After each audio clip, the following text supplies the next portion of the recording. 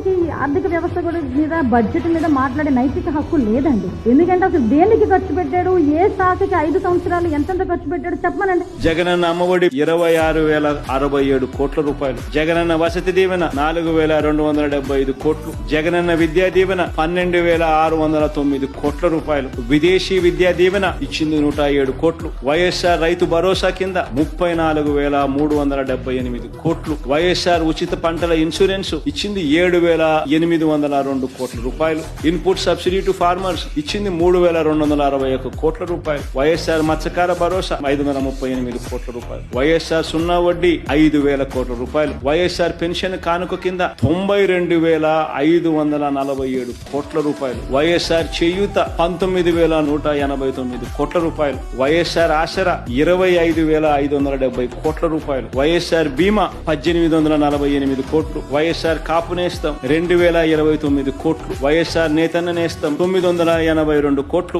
జగనన్న చేదోడు 1,260 కోట్లు, వైఎస్ఆర్ లా నేస్తం 41.52 కోట్లు, వైఎస్ఆర్ వాహన మిత్ర 1,300 కోట్లు, వైఎస్ఆర్ ఆరోగ్య ఆసరా 1,390 కోట్లు, ఎంఎస్ఎంఈ రీస్టార్ట్ 2,086 కోట్లు, అగ్రిగోల్డ్ బాధితులకు 905 కోట్లు, అర్చకులకు, ఇమాములకు, మౌజములకు, పాస్టర్లకు 37 కోట్లు, వైట్ కార్డ్ హోల్డర్లు కోవిడ్ అసిస్టెన్స్ 1,350